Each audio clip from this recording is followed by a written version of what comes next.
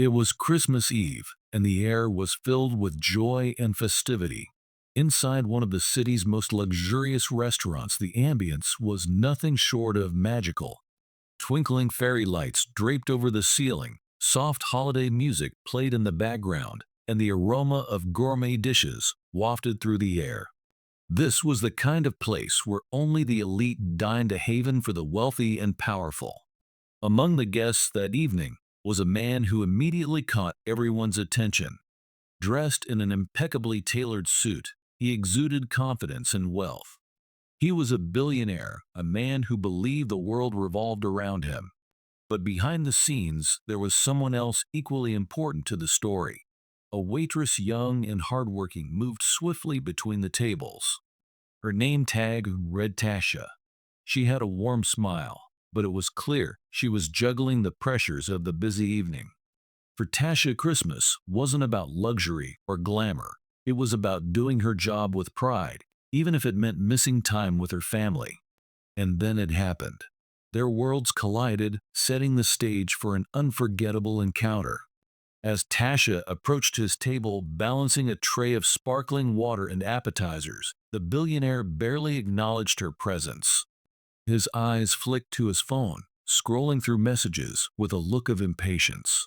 Finally, he muttered under his breath, loud enough for her to hear, "Do you know how long I've been waiting? You people call this fine dining." Tasha, keeping her composure, placed the tray down gently and began pouring the water. But before she could finish, he waved his hand dismissively. "That's enough. You're spilling it. Honestly, can they not hire someone competent here?" A few guests at nearby tables glanced over their faces, a mix of curiosity and discomfort. Tasha's cheeks burned, but she smiled politely, determined to maintain her professionalism. Then came the moment that made her pause. "Listen," the man said, leaning back in his chair. "If you can't handle a simple job like this, maybe you're in the wrong place. Some people just aren't cut out for this kind of environment." It wasn't just the words, it was the tone. Cold, condescending, and dripping with entitlement. To him, Tasha wasn't a person. She was just another employee there to serve him without question. But what he didn't realize was that Tasha wasn't the type to let disrespect slide, not without a lesson in return. And as she cleared the table, her mind began working on exactly how to deliver it. Tasha took a deep breath, her fingers tightening briefly around the edge of the tray. Years of working in hospitality had taught her one thing: staying calm in the face of rudeness was both a skill and a shield. She straightened her posture, forcing a polite smile. "I'm sorry if the service hasn't met your expectations, sir. Let me fix that for you," she said, her voice steady and respectful. The billionaire barely glanced up, already preoccupied with barking orders. "Make it quick. And for heaven's sake, don't mess it up this time." Tasha nodded, her expression unchanged. But inside, a spark had ignited. It wasn't anger, not exactly. It was something deeper, sharper, a quiet resolve. As she walked back to the kitchen, her steps were measured, her mind racing. She'd seen men like him before, people who believed their money gave them power over others. But tonight was different. This time, she wasn't just going to let it slide. She reached the kitchen and placed the tray down, her colleagues shooting her sympathetic glances. Tasha didn't say much. She didn't need to. The way she rolled up her sleeves and adjusted her apron said it all. What she was planning wasn't obvious, not yet. But if the billionaire thought he'd gotten away with his behavior, he was about to learn just how wrong he was. Tasha reappeared on the floor, carrying herself with the same poise as before, but there was a subtle shift in her demeanor. Her smile was sharper, her steps more deliberate. She approached the billionaire's table with a tray that held a single, elegantly plated dessert, a special order he had requested earlier. "Your dessert, sir," she said, setting the plate down with precision. "Our chef put in extra care for someone as distinguished as you." The billionaire, oblivious to the tone behind her words, smirked. "About time," he muttered, picking up his fork.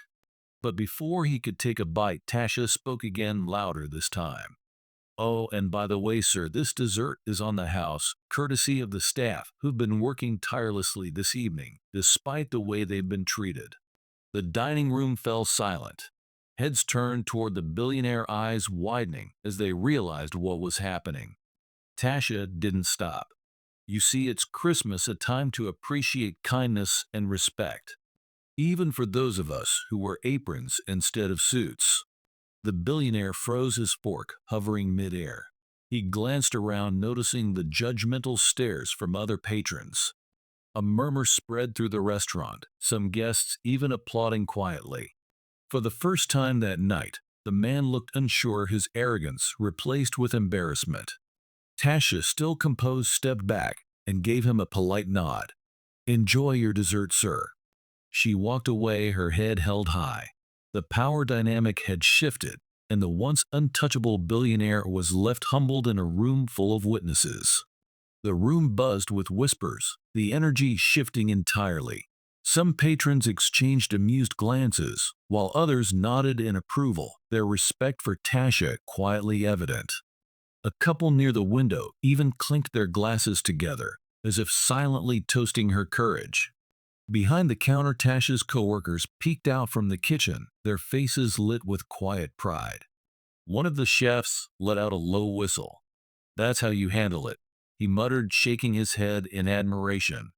The billionaire, meanwhile, sat frozen, his face a mix of anger and discomfort. He could feel the weight of the room's judgment bearing down on him. For a man used to commanding attention, this was different. He wasn't admired. He wasn't respected. He was exposed. His gaze darted to the dessert, the single untouched bite, now symbolic of the humiliation he hadn't anticipated.